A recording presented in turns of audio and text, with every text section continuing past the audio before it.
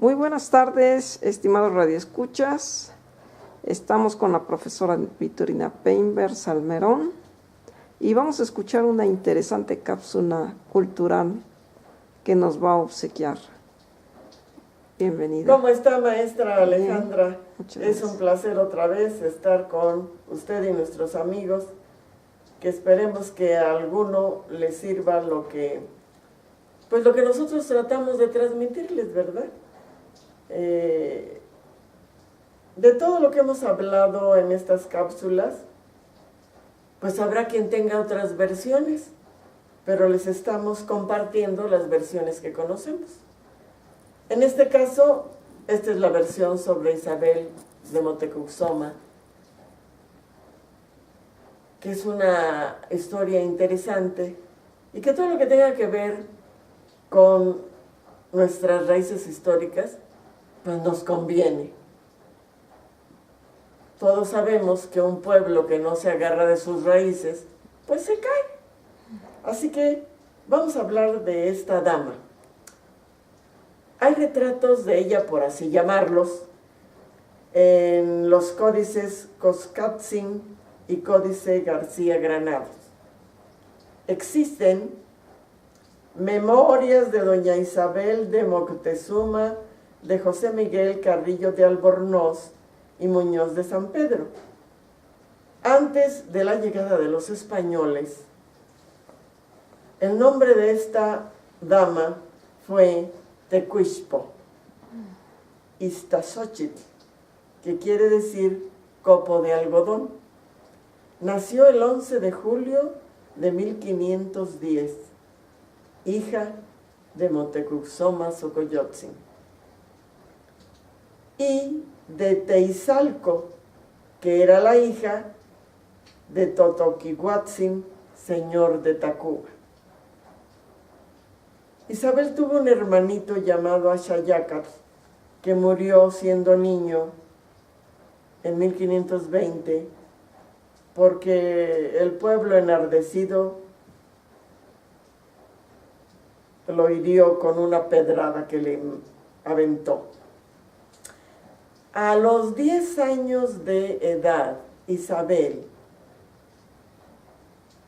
fue solicitada por Cuitláhuac, señor de Iztapalapa, que le pidió que se casaran para reforzar su posición, y pues por el pueblo mexica, dado que era la hija del Tlatoani de Tenochtitlan.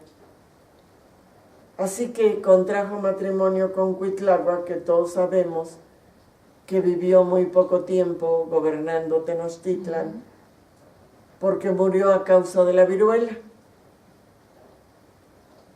Y el que siguió gobernando, el que lo sucedió, pues fue Cuauhtémoc, el señor de Tlatelolco, que también le propuso lo mismo, y por las mismas razones, así que se casó con Cuauhtémoc. Recordarán que Fernando Cortés Ixtlilxóchitl era el señor de Texcoco y hermano del que hoy conocemos como San Juan Diego, y que se hicieron ambos aliados de Cortés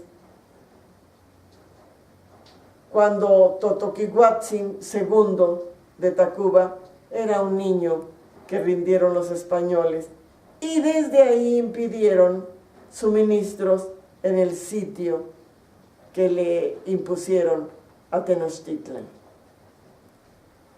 Por eso, la noche del 12 al 13 de agosto de 1521, Isabel acompañaba a Cuauhtémoc con otros importantes señores en una canoa cuando fueron descubiertos y aprehendidos por el cacereño García Holguín en su bergantín.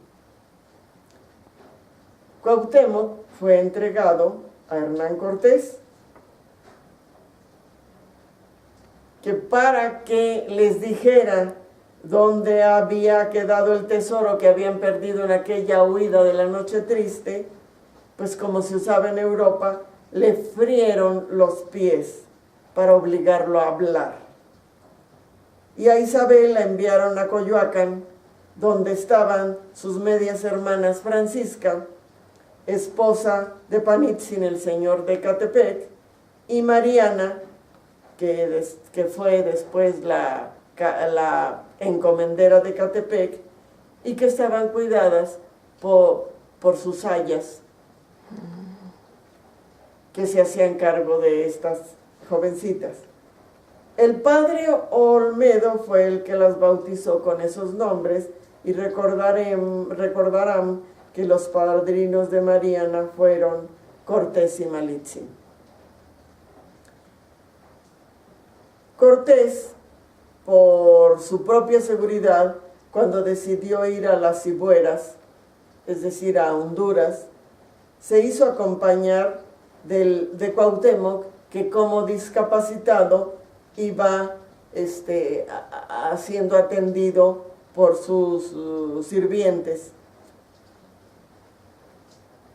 Pero a alguien empezó a decirle a Cortés que era un peligro Cuauhtémoc, porque podía levantar a los indígenas en su contra, y entonces lo mandó a ahorcar en el año de 1525. Isabel, cuando ya tenía 15 años, era viuda de Cuitláhuac y de Cuauhtémoc. Como era la dama gobernante de Tacuba, que así le correspondía por la línea materna, pues se dedicó a cabalgar, que era una actividad que solo se le permitía a la nobleza indígena, y asistía a fiestas donde conoció a Alonso de Grado. Este señor había nacido en Alcántara, España, y con él se casó el 27 de julio de 1526. En el templo de San Francisco, que pues todavía lo podemos visitar en la calle de Madero. Cortés fue el que le entregó como dote ese señorío de Tacuba que le correspondía, como herencia. Isabel de Motecuxoma tuvo dos muy buenos amigos, Bernardo Mateo Carrillo y el licenciado Juan Gutiérrez Altamirano, primo de Cortés. Este señor Juan, su descendencia fueron los condes de Calimaya, y su palacio, esa casa tan hermosa que ahora conocemos como el Museo de la Ciudad de México. En marzo de 1527 falleció su esposo Alonso de fiebres, por lo que Cortés la consoló, enamoró y la dejó embarazada. De inmediato la casó con su mozo de espuelas, Pedro Gallegos de Andrade, en febrero de 1528, con el que procreó 6 hijos. Uno de ellos fue el bautizado Juan de Andrade Motecuxoma, y su madrina fue su tía Mariana. Los descendientes de este hijo fueron los condes de Miravalle, cuya construcción actualmente la podemos ver y visitar. Actualmente es un hotel y está enfrente del Casino Español. Por cierto que allá hay una pintura en la escalera de Rodríguez Lozano, digna de admirarse. Este Juan Andrade tuvo 2 hijas, Isabel y Catalina, que ingresaron al convento de las Concepcionistas. A la hija de Cortés, que se llamó Leonor María Cortés, Isabel la rechazó desde su nacimiento y se la dio a su amigo Altamirano. Esta niña, cuando creció, se casó con un vizcaíno de nombre Juanes de Tolosa. Tuvo un hijo llamado Juan de Tolosa y Moctezuma, según informa Bernal Díaz del Castillo. Cuando Cortés se fue a España, el marido de Isabel la ayudó a que defendiera sus derechos sobre Tacuba, que querían quitársela. Así que Cortés regresa casado con Juana de Zúñiga, acuérdense que es la madre de Martín Cortés, el legítimo, así llamado, y fue entonces cuando por cédula real de 9 de junio de 1538 se le confirmó a Isabel sus derechos como su heredad sobre Tacuba. A inicios de marzo de 1531 murió Pedro Gallegos de Andrade. Isabel nuevamente queda viuda y con sus bienes y con el apoyo de los franciscanos funda un hospital para pobres. Fue su confesor el agustino Fray Juan de Zárate. En un viaje por sus propiedades en Tacuba, conoció a Juan Cano Saavedra, natural de Cáceres, se enamoran y se casan en mayo de 1532. En el alumbramiento de su hijo Pedro estuvo presente su media hermana Francisca, la que fuera esposa del señor de Ecatepec. Su siguiente hijo fue Gonzalo, siguió Isabel y el último de nombre Juan Cano Motecuxoma. El hijo de nombre Juan tuvo a su vez un hijo de nombre Diego. Estos datos pudieran ser interesantes para alguno de los que nos escuchan.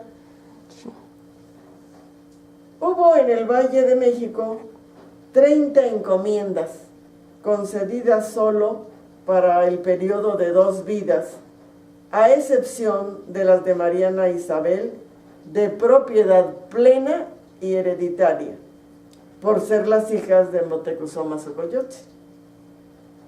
Panitzin, el esposo de Francisca, al dejar de ser el señor de Ecatepec, en 1539, por orden del virrey Antonio de Mendoza, fue gobernador de Indios y terminó su cargo hasta 1542. Sabemos que su descendencia siguió ocupando ese cargo.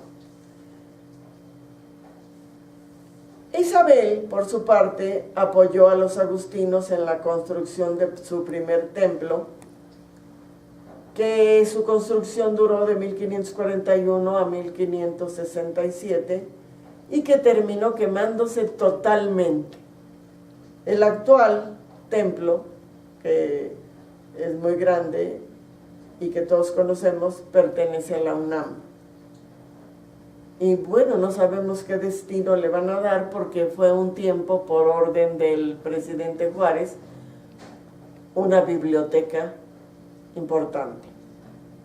En 1543,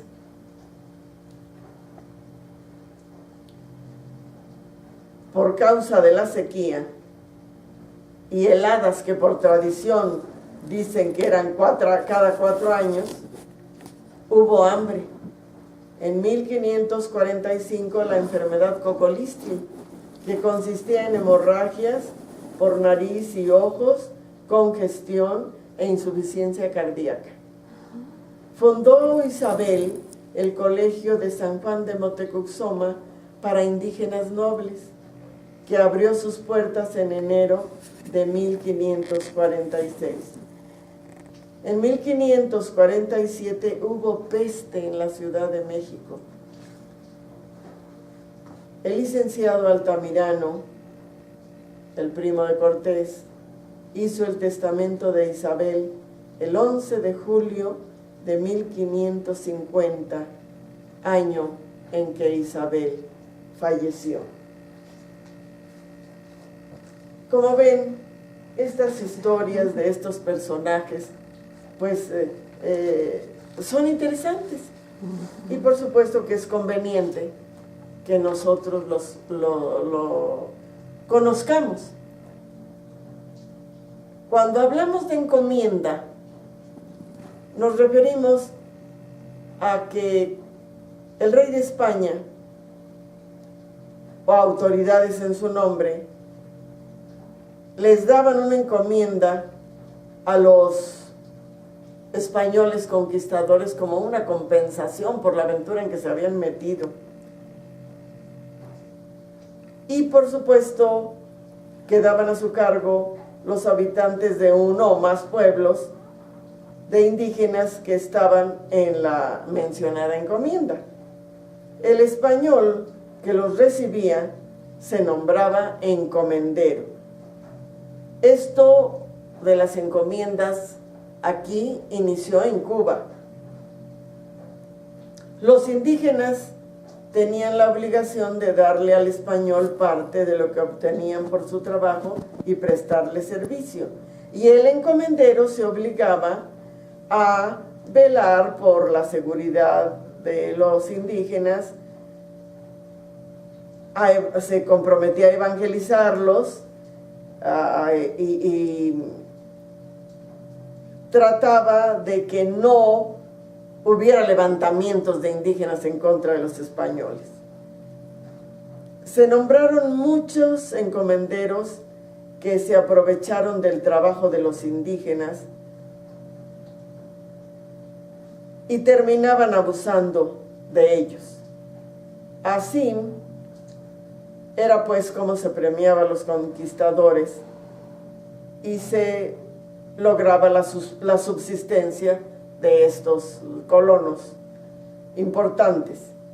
Muchos encomenderos descuidaron sus obligaciones y abusaron verdaderamente de los indígenas. Los indios aprendieron con el tiempo a defenderse y a presentar sus quejas.